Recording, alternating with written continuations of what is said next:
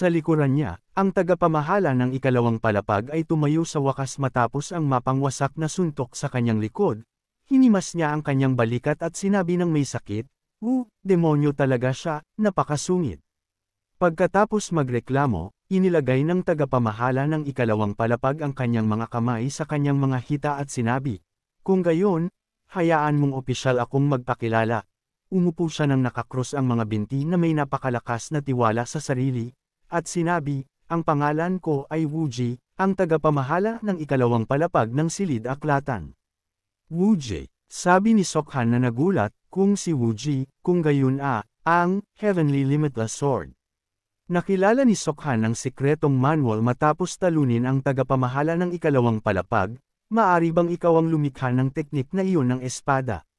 Tama, may tiwalang itinuro ni Wuji ang kanyang sarili at sinabi, ako ang lumikha ng Heavenly Limitless Sword.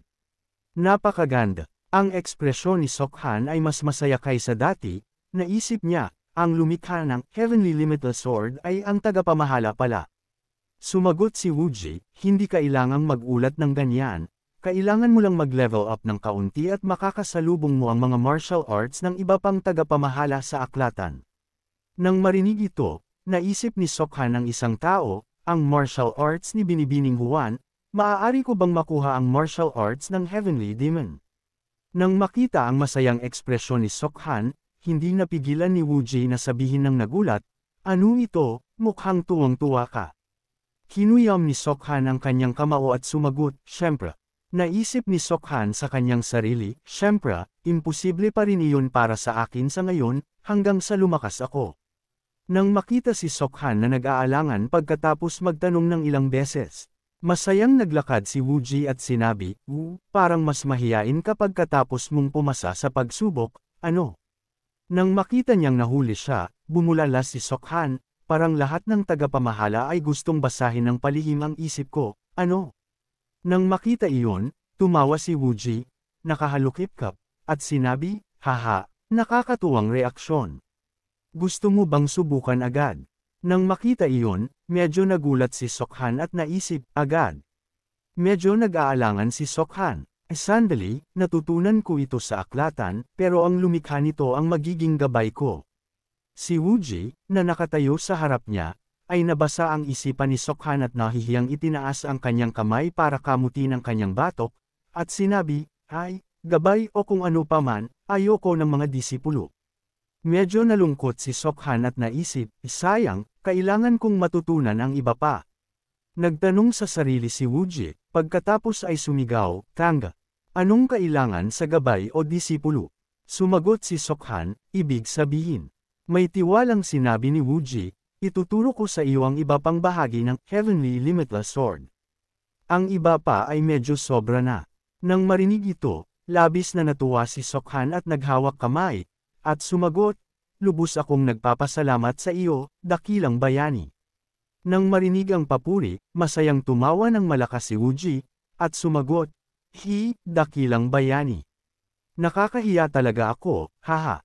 Pagkatapos ay sumimangot si Sokhan at ngumiti, iniisip, hindi ko alam kung paano pakikitunguhan ang malaking lalaking ito, pero parang kailangan ko lang magbigay ng ilang papuri. Biglang nagalit si Wuji nang mabasa niya ang isipan ni Sokhan kanina, tumayo siya at sinabi, ikaw, mayroon kang mga hindi magandang iniisip tungkol sa akin, hindi ba? Nang mahuli, iniwas ni Sokhan ang kanyang mukha at sinabi, ano ang sinasabi mo? Nag-iisip lang ako ng mga walang kabuluhan. Isesh, bago kita turuan ng Heavenly Limitless Sword, ibibigay ko ito bilang regalo sa pagdating mo sa ikalawang palapag. Habang nagsasalita, itinaas ni Wuji ang kanyang hintuturo para lumikha ng isang puwersa. Oho, ano iyon? Hindi mapakali si Sokhan at nagbigay ng awkward na ngiti, espiritu ba iyon? Bago matapos ang mga salita, idiniin ni Wuji ang kanyang kamay na naglalaman ng mahikal na enerhiya sa gitna ng chest ni Sokhan. Sa isang magaan na pagdiin lang, si Wuji, na may malalaking mata at walang kapantay na lakas, ay madaling natalo si Sokhan. Sa sandaling iyon, natigilan si Sokhan at tanging nabuka ang kanyang bibig at nanlaki ang kanyang mga mata. Ang sakit, ang gulo ng mga internal organs ko. Sinubukan ni Sokhan na muling makuha ang kanyang composure at sumigaw, "Dakilang bayani, ano ang ginagawa mo?" Ngunit mas lalong idiniin ni Wooji ang kanyang chest kay Sokhan. Pagkatapos ay sumigaw si Sokhan sa matinding sakit. Unti-unti ring pumuti ang kanyang mga mata sa liwanag na nagmumula sa kapangyarihan ni Wooji. Biglang may napagtanto si Sokhan at bumulalas, at isang tunay na chi. Sa harap niya ay ang napakasayang ekspresyon ni Wooji, sinabi niya, "Maligayang pagdating sa ikalawang palapag." Nararamdaman ni Sokhan na parang may malaking puwersa na sumasabog sa kanyang katawan. Sumigaw ng malakas si Sokhan at naglabas ng kanyang kapangyarihan. "Kapatid, kapatid, kapatid." Isang pamilyar na boses ang umalingaw mula sa kung saan. Sinusubukan ni Sokhan na imulat ang kanyang mga mata para makita kung kaninong boses iyon. Patuloy na umaalingaw ang boses, "Kapatid." Sa isang ulirat, nakita ni Sokhan ang nag-aalalang mukha ni Hamyang-woo na nakatingin sa kanya at patuloy na tumatawag, "Kapatid, gumising ka na." Sa sandaling ito, nahirapan si Sokhan na magising at iminulat ang kanyang mga mata. Sa harap niya ay si Hamyang-woo na masayang nagsasabi, "Isalamat naman at nagising ka na." Umupo si Sokhan, hawak ang kanyang mukha, na may matinding sakit ng ulo. Nakatayo si Hamyang-woo sa tabi niya at sumagot, "Bigla kang nahimete kaya nag-alala ako." Ngunit si Hamyang-woo ay mukhang nag-aalala at nagtataka. Nakatingin kay Sokhan, sinabi ni Hamyang-woo, "Parang mas lumakas ka, hindi ba?" Pagkatapos ay naramdaman ni Sokhan ang kapangyarihan sa kanyang katawan, bahagyang masaya ang kanyang mukha at naisip, "Totoo, ang sirkulasyon ng innate true ay parang mas mabilis, ang galing." Pagkatapos ay labis na nasasabik si Sokhan sa kanyang kapangyarihan. Bigla siyang nakaamoy ng isang bagay, pagkatapos ay hinubad ni Sokhan ang kanyang damit at sinabi, "Anong amoy iyon?" "Ang sama ng pakiramdam ng katawan ko." Nakatayo si Hamyang-woo sa tabi niya, hindi komportable, tinatakpan ang kanyang ilong at nagtanong, Anong amoy ito?" "Ang baho, kapatid." Tumingin si Sokhan sa kanyang maruming kamay, nakakita ng maraming usok na lumalabas. Napagtanto ni Sokhan, ang enerhiya ay naging mas maayos, kaya ang mga dumi ay inilalabas. Kaya ang pribilehiyo ng pag-abot sa ikalawang palapag. Masayang ngumiti si Sokhan at nagpatuloy sa pag-iisip, "Binabago ba nito ang aking balat at buto?" Wala namang ganoon. Biglang may nagsalita sa isipan ni Sokhan, ang pagbabago ng balat at buto ay hindi nangyayari sa loob ng 1 o 2 araw. Biglang naramdaman ni Sokhan na parang lumilitaw si Wooji sa itaas ng kanyang ulo, "Dakilang bayani, bakit ka nandito?" Nagulat si Sokhan, lumingon at bumulalas, "May mga pagbabago sa kung saan." Sinabi ni Hamuko, "Ano ang sinabi mo?" "Ang pinuno ng mga Demon Slayers ay nawawala, ang pinuno ng pamilya Ha at ang kanyang mga kasamahan ay narito rin." Kalmadong sumagot ang pinuno ng pamilya Hamarayang, "Nang araw na iyon, nawalan siya at ang lahat ng miyembro ng team ng kontak pagkatapos bumalik mula sa isang misyon sa Sean." Sinabi ng subordinate, "Biglang nawala ang lahat ng walang iniwan na kahit isang bakas. Kaya sa tingin ko, mas mukhang ambush ito kaysa sa aksidente. Kaya dapat kang pumunta sa Jiangkang para mag-imbestiga." Pagkatapos niyang tapusin ang kanyang pangungusap, sumimangot si Hamuko, puno ng galit ang kanyang mga mata. Hinampas niya ang kanyang kamay sa mesa at nagtanong, "Inan, tama, kapatid. Ako mismo ang pupunta doon at aalamin ang lahat." Pabalik kung nasaan si Sokhan, sinabi ni Wooji na lumilipad sa hangin, "Anong kalokohan? Ang pagbabago ng balat at buto ay hindi nangyayari sa loob ng 1 o 2 araw." Nagulat si Sokhan at lumingon, "Dakilang bayani, bakit ka nandito?" Lumapag si Wooji sa lupa at sinabi, Ang mga dumi at lason ay inilalabas ng ganito, sapat na iyon." Sinubukan pa rin niyang magtanong, "Bakit ka nasa labas?" Nang marinig iyon ni Wooji, naging magaspang siya, "Sa puntong ito, may amnesia ka. Maari bang hindi lumalabas ang number 1 manager?" Naalala niya, si Binibining Juan ay lumabas din ng ilang beses noon. Nakita siya ni Hamyang-woo na kinakausap ang kanyang sarili at nagtanong, "Soshan, may tao ba dyan?" Nagulat silang dalawa. Bumulong si Wooji, "Sa isip mo lang kausapin, bakit mo sinasabi ng malakas?" Pagkatapos ay ipinaliwanag ni Sokhan kay Hamyang-woo, Wala ito, ngayon, pupunta ako sa sapa para maligo.